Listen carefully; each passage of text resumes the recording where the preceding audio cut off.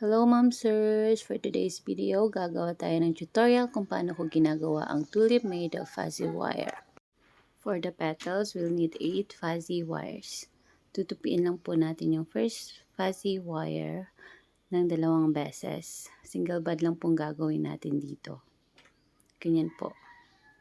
Then yung the second one, tutupiin lang yun ng 1 beses, then ipagsama ang 2. Ikot natin yung dulo, then itali natin ang pinakadulo ng mga fuzzy wires. Minameasure ko po sa gitnang daliri ko yung haba, then pinofold yung dulo ng talian po. Yan. Hilot-hilutin nyo lang po yung pinaka-petals, then fold it like that. Yan, ginagawa kong ganyan. Yan. Hilot-hilutin nyo po para mag-form yung petals. Follow nyo lang po yung nasa video. Sana masundan yung mga me. Ang tagal ko rin pinag-aralan paano gawin ng tulips. Daming tutorial na pinanood ko pero di ko makuha kaya gumawa ako ng sarili kong way. Para sa akin, ito yung pinakamadaling paraan para gumawa ng tulip. After nyo magawa lahat ng petals, gupitin nyo yung dulo. Mag-iwan lang kayo ng mga 1/2 inch. Then, kumuha kayo ng stem. Lagyan nyo ng glue yung dulo. Nilalagyan ko po ng fuzzy wire. Cutted fuzzy wire yung dulo para pag pinagdikit ko na ang lahat ng petals ay hindi siya aalog-alog.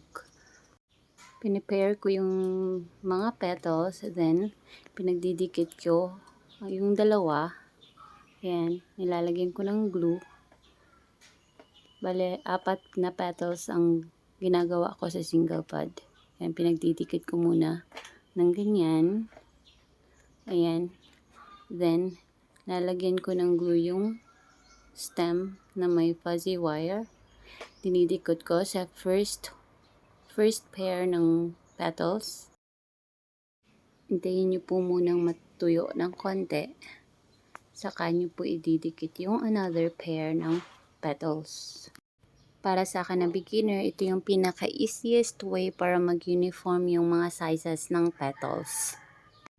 Before, hirap na hirap akong gumawa ng tulips. Pero nung na-discover ko ang ganitong way, kahit pa paano, nagmukhang tulip naman yung gawa ko. After mag-dry, hilot-hilutin niyo po yung petals para maalis yung mga tupi-tupi. Dati, hirap na hirap din akong balutin yung pinakailalim ng tulips. Sa ganitong paraan, mabilis na lang siyang ibabalot ng floral tape. Then, kumuha kayo ng 2 green fuzzy wires para sa ating dahon. Ikutin nyo lang ho yung pinakadulo. Ayan, ganyan po. Ayan, fold it, then ikot sa dulo. Ganyan po. Then, ipagdikit natin siya sa stem.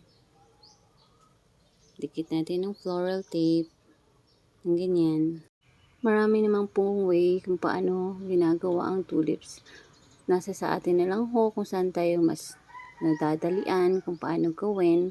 Ang importante po ay satisfied tayo sa ating gawa, lalong-lalo na ang mga customers natin.